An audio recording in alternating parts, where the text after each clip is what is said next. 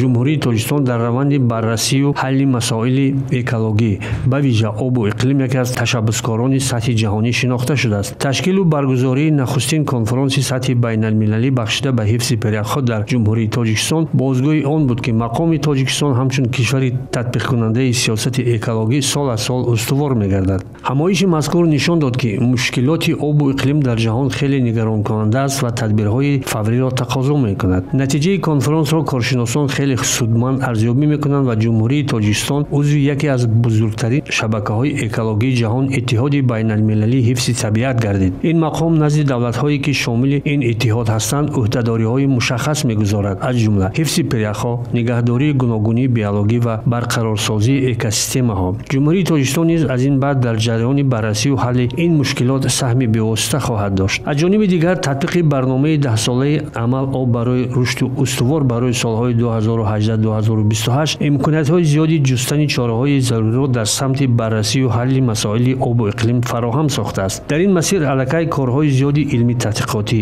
омӯзишию мониторинги вазъ ва дурнамои соҳа анҷом дода шуданд. дар чанд соли баъдӣ мутахассисон дар доираи нақшаи чорабиниҳо таҳқиқи вазъи экологиро анҷом хоҳанд дод ва омилҳои коҳишёбии захираҳои обӣ ва методу усулҳои муосири паст кардани таъсири ноговори иқлимро ба экосистемаи табиат муайяну мавриди тадбирҷойҳо қарор хоҳанд дод. ҳамкориҳои густардаи марказҳои илмӣ тадқиқотии мо бо ҳамтоёни бурунмарзӣ албатта имконияти ба таври васеъ таҳқиқ намудани мушкилоти обу иқлимро бештар месозад ва дар ин раванд имрӯз пойгоҳҳои илмӣ пажӯҳишӣ бо навтарин технологияи муосир муҷаҳҳаз гашта истоданд. мутахассисони мо бо омӯзиши таҷрибаи пешқадами ҷаҳонӣ ва такмили ихсос имрӯз метавонанд корҳои илмӣ тадқиқотро ба хубӣ анҷом диҳанд. имрӯз ки ҷаҳон ба як неъмати бебаҳои табиат оби тоза таваҷҷӯҳи бештар медиҳад ва барои ҳифзи захираҳои он талош меварзад, муҳим аст, ки дар мамлакати мо барои ҳимояи манбаъҳои оби тоза заминаҳои устувори илмӣ амалӣ фароҳам гарданд. яке аз омилҳои асосии истифодаи самараноки об дар ҳама соҳаҳоти мамлакат аст ва дигар нукта он аст, ки маърифати экологии аҳолӣ воқеан тақвият ёбад. об ҷузъи ҷудонопазири ҳаёти инсон ва мавҷудоти табиат аст. аз ин нигоҳ ҳифзу сарфаи об бояд дар меҳвари зиндагӣ, кору пайкор ва маърифати экологии мо қарор дошта бошад.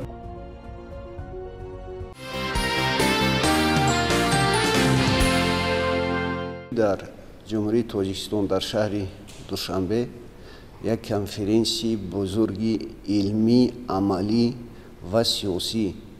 вобаста ба масъалаҳои тағйирёбии иқлим, масъалаҳои ҳифзи периякҳо, ки ин ҷомеаи ҷаҳониро ба ташвиш овардааст, баргузор гардид. албатта мубодилаи таҷрибаи пешрафта, донишҳои илмӣ ва ҷалби коршиносон, олимон, мутахассисон дар ин чорабинии сатҳи баланд аллакай заминаи муосир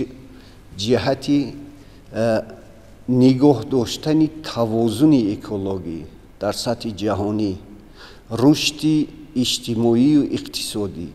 ва ҳалли мушкилоти марбут ба захираҳои об нақши калидӣ дошт. мо дар ин чорабинӣ албатта ҳангоми суханронии пешвои маъзами миллат президенти ҷумҳурии Тоҷикистон муҳтарам Эмомалӣ Раҳмон таъкид карданд, ки мониторинги фарогири периякҳо, барномасозӣ ва татбиқи чораҳои таъхирнопазир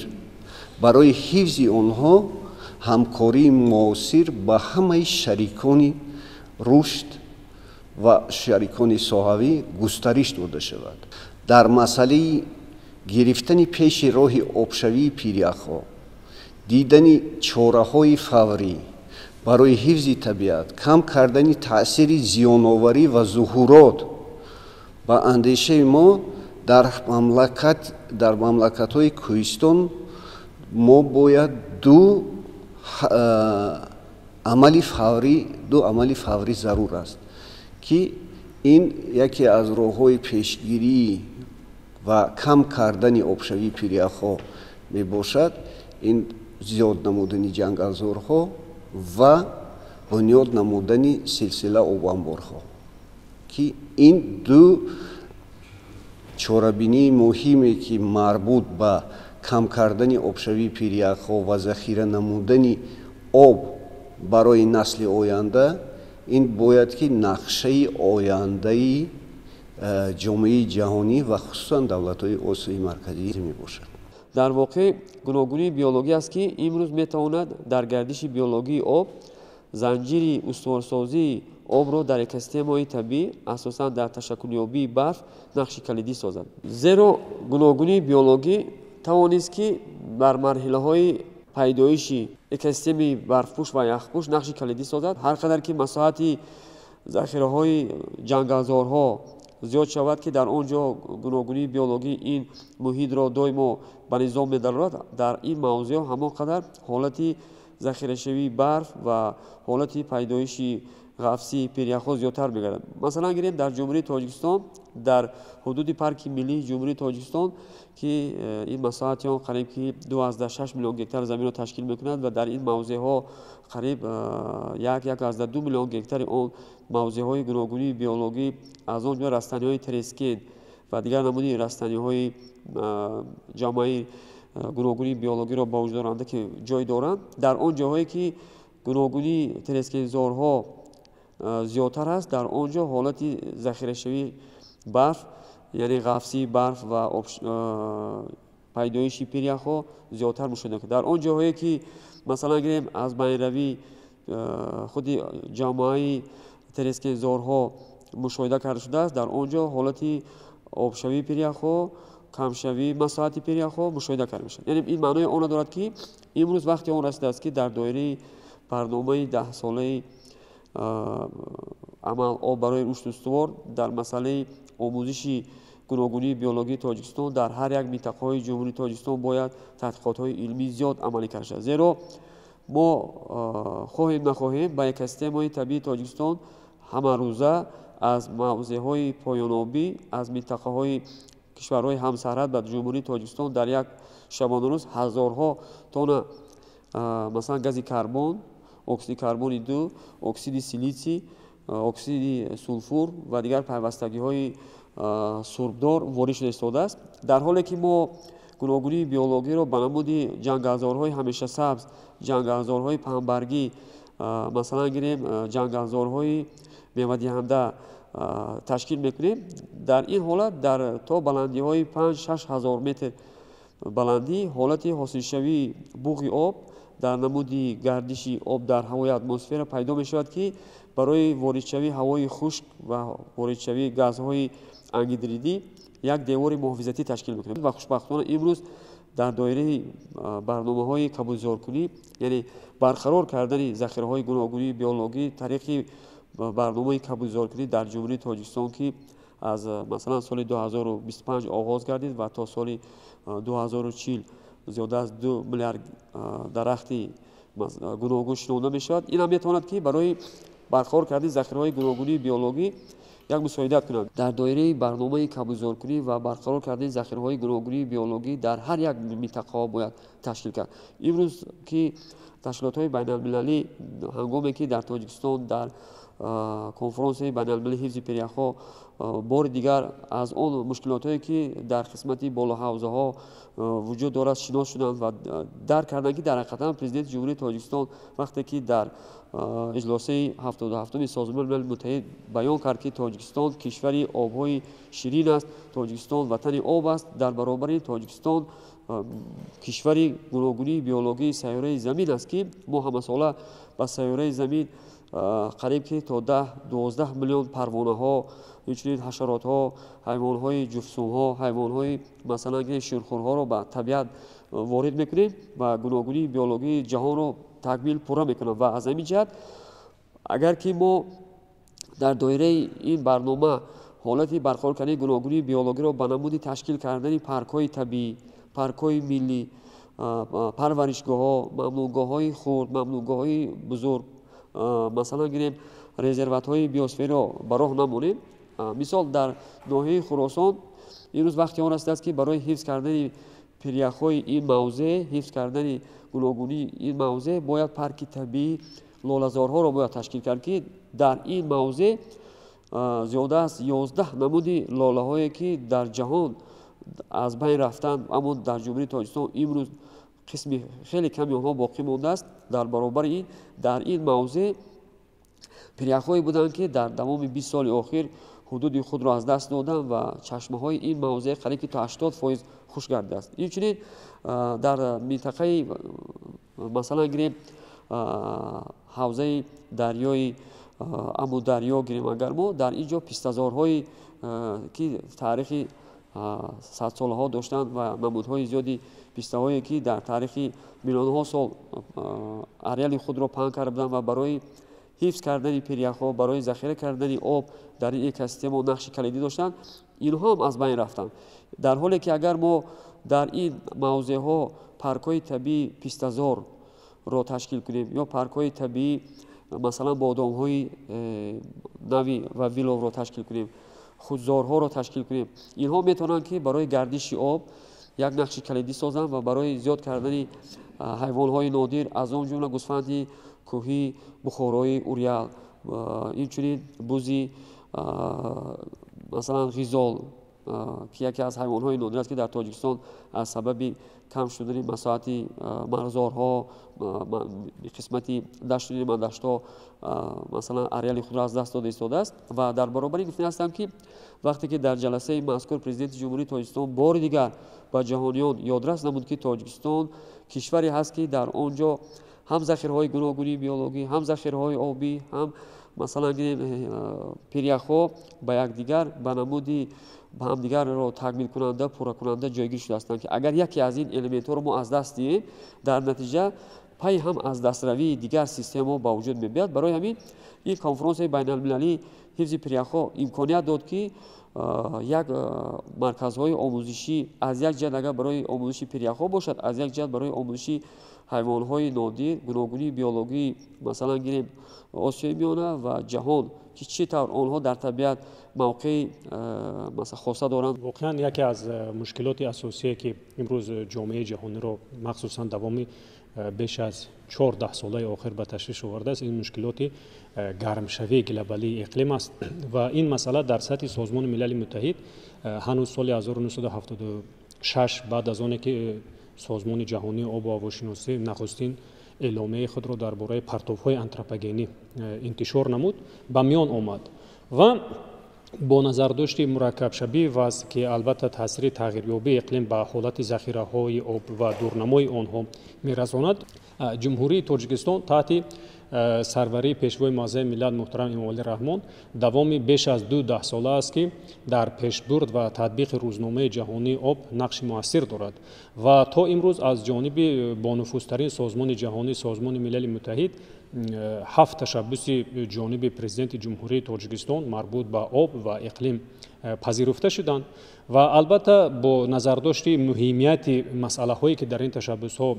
بیان می‌گردند، در جمهوری تاجیکستان از سال 2003 این جانب پیوسته چهاربینی های سطح بلند، فورم ها، کنفرانس های مختلف دایر کرده می شود و نخستین فورم مربوط به آب تازه نیز ماه‌های آگوست و سپتامبر سال 2003 محض در کشور ما برگزار گردیده بود و اینچنین در دوام 50 سال آخر فعالیت سازمان ملل متحد نخستین کنفرانس سطح بلند که بعد از کنفرانس ماری دپالاتا دومین کنفرانس جهانی حساب می شود محض در دایره تشبث‌های جنوبی تاجیکستان دایر گردید و از بس که پیریخ‌ها همچون عنصرهای حساس بر روند تغییریابی اقلیم هستند و امروز موافق ارزیابی‌های علمی که روی کار آمدند، آبشوی پیریخ‌ها در تمام ناحیه‌های کره ارض به نظر می رسد و این نکته را پرزیدنت جمهوری تاجیکستان ضمن سخنرانی خود در پنل سطح بلند اوید به مسئله های آب و اقلیم ابراز نمودند و برای مثال از پیریخ ونجیخ یادآور شدند و اینچنین حالت نااستوار پیریخ های ناحیه های قطبی ارکتیکا و انتارکتیدا را نیز ابراز نمودند و موافق ارزیابی هایی که از جانب سازمان جهانی آب و هواشناسی و اینچنین یونسکو گذرانیده شده است، بیشتری آبشوی پیریخ‌ها در آن منطقه هایی که چطور شما ذکر نمودید ناحیه های مخصوص محافظت شونده، یعنی تحت عنوان پیریخ‌ها در جایهای میراث فرهنگی جهانی که در این فهرست номи боғи миллии Тоҷикистон низ шомил гардидааст дар қатори дигар минтақаҳои махсус муҳофизатшавандаи табиӣ. мувофиқи ин далелҳои овардашуда пиряхҳо махсусан давоми солҳои 2020 яъне дар давоми 20 соли ахир обшавии пиряхҳо 3 маротиба афзудааст ва ҳамасола аз ҳисоби обшавии пиряхҳо яъне таназзулёбии пиряхҳо он қадар оби ҷорӣ мешавад ки баробари истифодаи об дар маҷмӯъ ба кишварҳои Фаронса ва Испания баробар аст. Бинобар ин маҳз бо назардошти ин масъала ташаббусе ки аз ҷониби президенти ҷумҳурии Тоҷикистон таҳти унвони соли байналмилалии ҳифзи пиряхҳо пешниҳод карда шуда буд, тамоми ин масъалаҳоро ба таври комплекси яъне маҷмӯӣ фарогир буд. ва агар мо ба марҳилаи омӯзиш ё мониторинги пиряхҳо аз нигоҳи глатсиологӣ назар намоем, омӯзиши илмии пиряхҳо дар шакли конференсу чорабиниҳо ҳанӯз дар соли 1894 оғоз мегардад ва дар ин сол дар таҳти зимни баргузории конгресси шашуми геологҳо нахустин комиссияи байналмилалӣ оид ба пиряхҳо ташкил ёфт. Вале аз он давра ки ҳанӯз таъсироти антропогенӣ ба раванди тағйирёбии иқлим муайян набуд ва он солҳо худаш як солҳои давраи сеюми интиҳои давраи сеюми яхбандӣ буд, яъне як сардшавӣ ба назар мерасид ва раванди гармшавии глобалии иқлим дар зеҳнияти олимони он солҳо набуд. Ва бо назардошти гузаронидани мониторинг дар миқёси ҷаҳонӣ давоми солҳои 1965-74 ки таҳти сарпарастии ЮНЕСКО 10-солаи байналмилалии гидрологӣ эълон карда шуда буд, аввалин маротиба мониторинги барфҳо ва пиряхҳо гузаронида шуд. ва инчунин бахшида ба 100-солагии комиссияи байналмилалии пиряхҳо дар соли 1986 хадамоти ҷаҳонӣ оид ба мониторинги пиряхҳо таъсис ёфт ки имрӯз маркази омӯзиши пиряхҳои Академияи миллии илмҳои Тоҷикистон бо ин хадамот ҳамкории бениҳоят зич доранд. ва давоми солҳои 2009-2011 як феҳристи номгӯи пиряхҳо ва луғати марбут ба пиряхҳо интишор гардид. Бо вуҷуди оне ки ин масъала давоми 130 сол тӯл мекашад, ҳеҷ яке аз ин корҳои анҷомдодашуда ба андозаи ташаббусе ки аз ҷониби ҷумҳурии Тоҷикистон пешниҳод гардид, масъаларо возеҳ ва равшан актуалӣ будани онро собит карда натавонистанд. Бинобар ин маҳз дар ҷумҳурии Тоҷикистон нахустин конференси сатҳи баланд оид ба ҳифзи пиряхҳо баргузор гардид ва дар доираи ин конференс якчанд форумҳои пеш аз конференсӣ доир карда шуд ки дар ҳамкорӣ бо Институти масъалаҳои об, гидроэнергетика ва экологияи Академияи миллии илмҳои Тоҷикистон, маркази омӯзиши пиряхҳои Академияи миллии илмҳои Тоҷикистон ва инчунин Институти география ва экологияи Академияи илмҳои ҷумҳурии мардумии Чин як форуми таҳти унвони пиряхҳо ва илм баргузор гардид ки дар он ҷа бештар олимони Тоҷикистон ва инчунин олимони Хитоӣ ва инчунин олимони Қирғизистон, Ӯзбекистон натиҷаҳои илмии худро ки доир ба ҳолати пиряхҳо, таъсири иқлим ба пиряхҳо ва дурнамои ин раванд бахшида шуда буданд инъикос намуданд, яъне дар ин ҷа бештар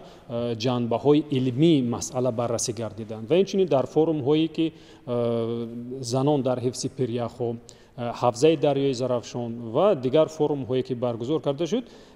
масъаларо аз зовияҳои гуногун баррасӣ менамуданд. Бинобар ин конференси мазкур як заминаи боэътимодро ҳамчун барои баррасӣ намудани масъала ва таҳияи нақшаи дурнамои он ки дар оянда инсоният чӣ гуна муносибат намояд ба ҳолати мазкур баён карда шуд ва дар ҳошияи конференс як эъломияи душанбе низ таҳия гардид ки он ба созмонҳои байналмилавӣ ва минтақавӣ ҳамчун ҳуҷҷати раҳнамоӣ пешниҳод карда мешавад. бояд қайд намуд ки дар воқеъ дар конференсияи мазкур намоиши маҳсулоти кишоварзӣ намоиш дода шуд ки дар воқеъ вақте ки президенти ҷумҳурии Тоҷикистон ҳангоми баррасии масъалаи мазкур дар иҷлосаи 77-уми Созмони Муттаҳид баён карда буданд ки Тоҷикистон на танҳо як кишваре аст ки барои ташаккулёбии пиряхҳо, балки як кишваре аст ки барои استحصال محصولات کشاورزی از جهت اکولوژی جایگو کشور دانسته میشد. از همین خاطر وقتی که نمایش محصولات کشاورزی تشکیل کرده شد، در حقیقت مهمانان و کارشناسان و تشکیلات‌های بین‌المللی که نماینده آنها در تاجیکستان حضور داشتند از دستاوردهای کشاورزان استفاده بردند و باوری حاصل کردند که در حقیقت در تاجیکستان تمام آن محصولات‌هایی که مثلا از پیریخ، از آب پیریخ ها استفاده بوده و استحصال کرده میشد، در حقیقت یک از جهت اکولوژی بسیار هم یک مزه و طعم عالی دارند و میتوانند که در گردش مواد غذایی در آسیای میانه و در جهان نقش کلیدی داشته باشند، همچنین در تامین امنیت مواد غذایی جهان نقش کلیدی خود را پیدا کنند. در واقع این نمایش توانست که برای در آینده و تاجیکستان بیشتر جلب کردن لایحه‌ها برای رشد ساحه کشاورزی، رشد ساحه خواجگی جنگل و برای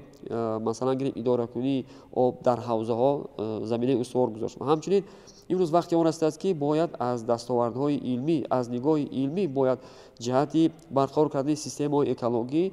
توازن های اکولوژی را در هر یک حوزه ها باید از درجه خدمت رسانی کسری باید عملی کرد که این میتواند برای در آینده حفظ نمودن پیریخ ها و منبع آب شیرین نقش کلیدی داشته باشد. این یک چاره‌بینی مهمی عملی نمودن هدف‌های رشد استوار است. این چاره‌بینی‌ها و این قبول گردیدن قطعنامه سازمان ملل متحد اوید به 10 ساله علم عمل برای علم‌های کریاسفر که سال‌های 2025-2034 قبول گردیده است.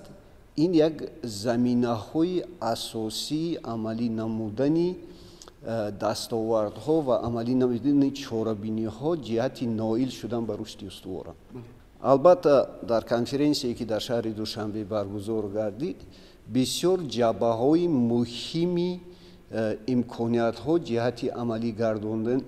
گردیدن چاره‌بینی‌های رشد استوار بررسی گردیدند، خصوصا در موضوع‌های تامین نمودن نائل گردیدن به هدف‌های وابسته به آب تازه، هدف‌های وابسته به پس نمودن تاثیر تغییر آب اقلیم، هدف‌های مربوط به مسائل بیورزنابرازی، گوناگونی بیولوژی و دیگر عامل‌هایی که وابسته‌اند خصوصاً به بهتر نمودن شرایط زندگی مردم. و یک نقطه نظر رو قید کردم به مورد است که سرچشمه آبی پیریخ‌ها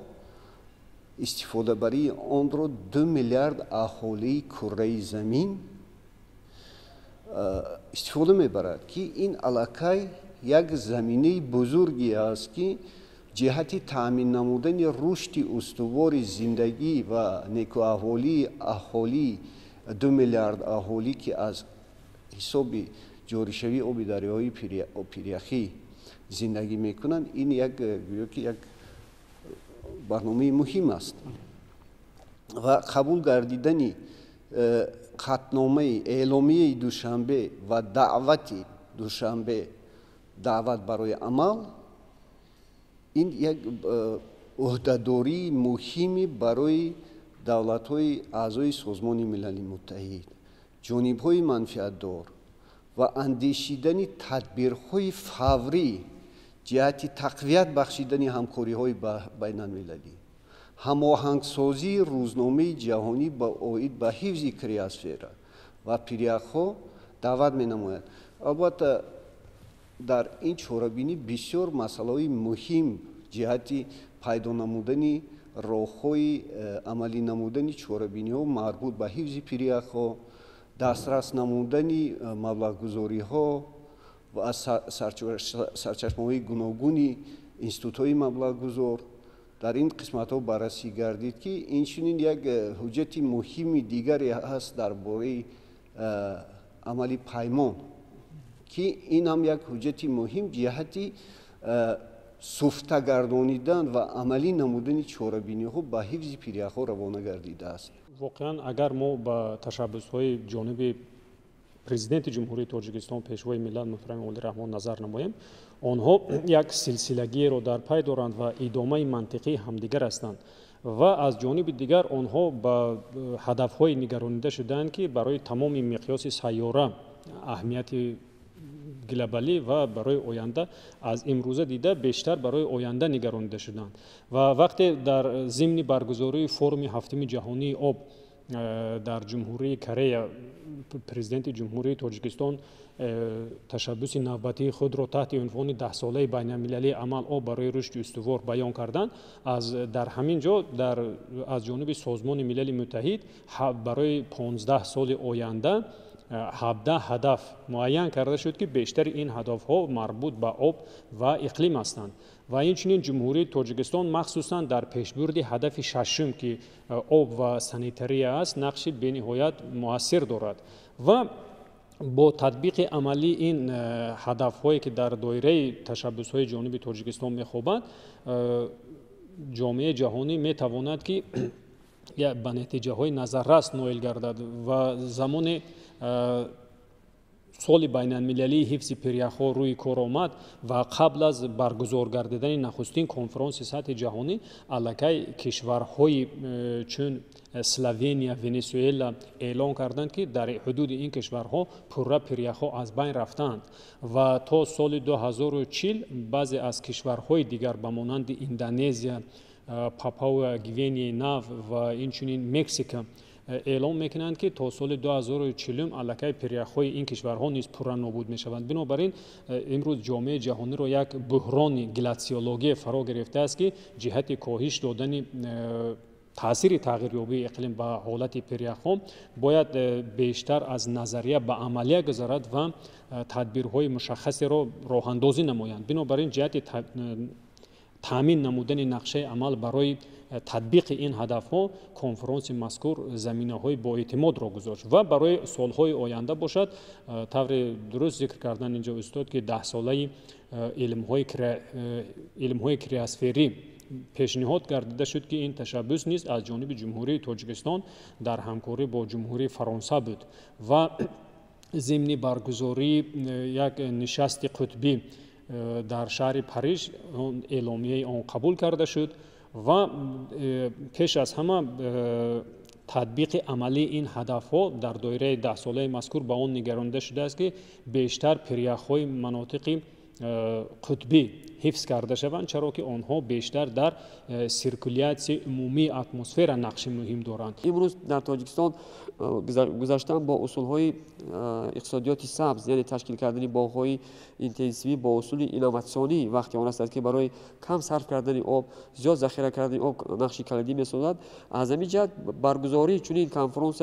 بین‌المللی در سطح بلند امکانیت می‌دهد که در آینده برای تاجیکستان وارد نمودن بسیار لایحه‌ها در سمت برقرار کردن اگروسنوزها، اگرولندشافت‌ها و در مسئله برقرار کردن ذخیره‌های گوناگون بیولوژی نقش کلیدی خود را بازم استوار ساخته است که در بلندکوه‌هایی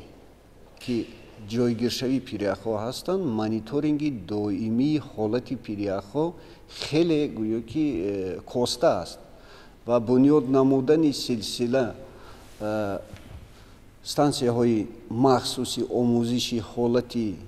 وضع باد و هوا و حالت پریخ‌ها در بلندکوه‌های زیاده از 3500 متر که در اون قسمت‌ها گویا که جایگیرشوی پریخ‌ها هست در اینجا در این کنفرانس بسیار گویا که یک نقطه نظری مهم بود که در همه منطقه‌های جهان چنین متئوستانسی‌ها یعنی استانسی‌های آموزشی حالت هوای اتمسفری منطقه‌ها بنیاد کرده شود و البته نقطه نظری دیگر از جهت علمی آن است که بنیاد نمودن سلسله آبانبارهایی که در منطقه‌هایی که با شرایط تکنیکی آنها موافقت می‌کند و امکانیت بنیاد نمودن این سلسله انبارها وجود دارد و خصوصا در بسیاری پریخ‌های تاجیکستان الکی مشاهده می‌گردد که پریخ‌ها عقب نشینی کرده ایستادند. زبان آنها قریب که زبانی که پریخ‌ها تا 2 کیلومتر تا 7 کیلومتر عقب نشینی کرده ایستاده است و میدانی که در آنجا پیدا شده است جهت بنیاد نمودن میدان‌های اکسپریمنتالی جهت بنیاد نمودن کول‌های مخصوص یا اینکه آبانبارهای مخصوص که онҳо ба равона гарданд ҷиҳати омӯзиши бухоршавӣ дар он минтақа, зиёдшавии майдони барф ва давраи обшавии худи барф ва таъсири он ба ҷоришавии оби дарёҳо як самти илмии ҷиҳати омӯзиши пиряхҳо аз назари коршиносон хеле муфид аст. ва албатта ин имконият медиҳад ки дар оянда дар ҳолати муайян кардани ҳолати чунин обанборҳо, бунёд намудани силсила обанборҳо дар минтақаҳои баландкӯҳ барои ҳифзи пиряхҳо муфиданд. аз нигоҳи экологии иқтисодӣ самаранокии иншоотҳое ки дар минтақаҳои кӯҳсор бунёд карда мешаванд нисбат ба нишондиҳандаҳои иншоотҳои дар ҳамвориҳо бунёд карда шаванда бениҳоят баланд аст. мо барои мисол мавзеи интихоб кардаи ин иншоот, ҳудуде ки он оби он пур мекунад ва инчунин истеҳсоли нерӯи сабзе ки он тавлид менамояд таҳлил намоем. албатта ин самаранокӣ ба ҳисоби меъёр агар 0-206 бошад дар иншоотҳои гидротехникие чун нерӯгоҳи барқи оби норак ва инчунин роғун ин нишондиҳанда аз 400 баланд аст. ин худ шаҳодат медиҳад ки на танҳо онҳо дар ҳифзи экосистемаи локалӣ ё ин ки минтақавӣ, балки дар таъмини сикли гидрологӣ низ нақши муҳим доранд ва инчунин бунёд намудани ҷангалзорҳо ҳам аз нигоҳи илмӣ собит шудааст ки фурӯбарии ҷангалҳои сӯзанбарг гази карбонро нисбат ба ҷангалҳои паҳнбарг бениҳоят баландтар аст. бинобар ин дар ин раванд рӯ овардан ба сарчашмаҳои барқароршавандаи энергия ки аз нигоҳи техникӣ иқтисодӣ самаранокӣ бештар доранд ва аллакай ҷумҳурии Тоҷикистон дар ин самт дар сафи кишварҳои пешсафи тавлидкунандаи нерӯи сабз аст. бинобар ин дар доираи ташаббусҳое ки аз ҷониби ҷумҳурии Тоҷикистон пешниҳод гардиданд ҳадафмандона қадам гузоштан ин дар таъмини ҳифзи рушди устувор саҳми муассир мегузорад.